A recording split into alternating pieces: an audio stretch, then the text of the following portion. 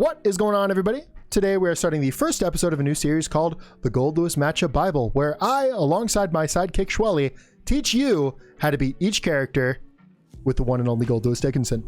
Let's get right into it. So let's begin with round start. Goldlewis has two main options to deal with Ramlethal's most often used round starts. Number one is Far Slash, and the reason for using Far Slash round start is because it's actually one frame faster than Ramlethal's Far Slash, so you're going to win the round start, and it also is going to beat 5k. So let's quickly show this off. Schwell, if you will, mash Far Slash. Mashing, perfect. sir. And you're going to beat my Far Slash, and this time I'm going to go 5k. Schwell, if you will.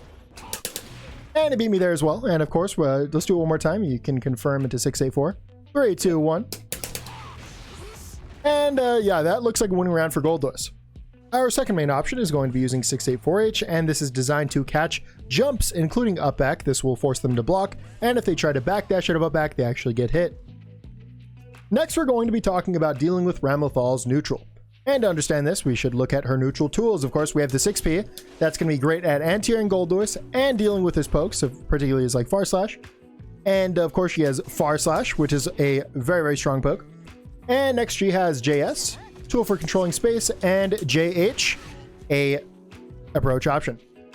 So our general game plan as a Goldlewis is going to be to dash block in to build space until we get to a particular range. That range is like kind of near round start-ish, kind of like this.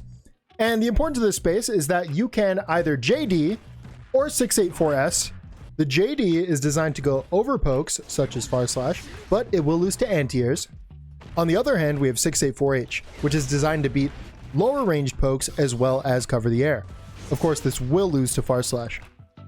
Next, of course, we have dealing with Ramlethal 6P. This is a super, super strong button, and the best way to go around it is simply to use your super jump. And using your super jump is going to mess with momentum, and using different types of typhoons or JH or JD are all going to change the timing and get her to whiff 6P. All right, for this next section, we will be going over ram pressure. And in this section, we're going to be going over very common situations that you're going to find yourself in against ram in the mid-screen or the corner. This is not going to cover every single situation. It's going to cover common ones. So a very common situation you're going to find yourself in is you are hit by a normal, and ram will continue that normal into a Rekka 1. This is strong because Rekka 1 is a very good pressure reset tool, and it's forward advancing, right? We all know Ram wants to get you to the corner, right? So the issue with Rekka is if she Rekka 1s and instantly Rekka 2s and I try and mash out, I get counter hit, which is no good because she's getting a bombo for a lot of damage off that counter hit, and you are probably dying. So how do you counteract this? Well, you could just block, which is honestly not an awful option.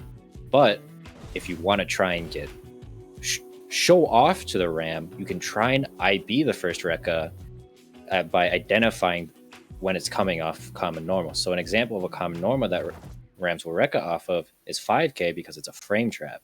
Use the 5k Rekka, it will trade with 5 frame normals. We trade. And that is an advantageous trade for her, right? She comes out plus after that trade. If you were to IB Rekka 1, you can get a guaranteed punish. See, he tried to start Rekka 2 there, but between Rekka 1 and 2, it cannot be made gapless. And there's a 2-frame gap. Throw, as we all know, is frame 2 in this game, so grab it. Now, the other great part about it is Rekka is also -5. So if he were to do 5k Rekka into nothing, it would be a punish still. And as you see in the top left, it still says punish. While we're on the topic of Rekkas anyways, if you find yourself in the situation of Rekka 2 and you realize that you actually have 50 tension, you can do your level 1 overdrive, which is frame 10 and will punish Rekka 2 no matter what. There cannot be gapless into Rekka 3, and Rekka 2 is -10.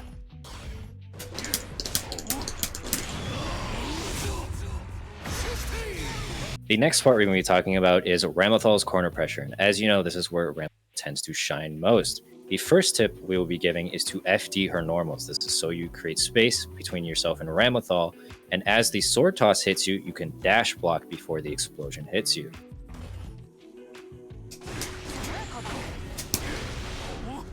And as you see, because we dash blocked we actually made enough space where Ram couldn't get her sword back and the heavy normal missed. If we were not to dash block and shoot or run up, she might get in range to get her sword back, and then you're just in the same situation again. Alternatively, if the Ramlethal pushes herself really far back by the time she throws out her sword, then Goldlewis can challenge with 684H. And the final section that I'm going to leave you all on is the bonus section. Just going to be some miscellaneous tidbits for whatever character we want to talk about. And for this one, I'm really going to focus on Wakeup Reversal Super. I know Ramlethal has done it to you. She's done it to me. It's just factual. And we have 3 real options to deal with this. Our first option is going to be a safe jump. I'm sure you've seen these before. Not going to go too deep into these, but they're in my other Goldlewis guides. Completely safe. Learn some of these for your character.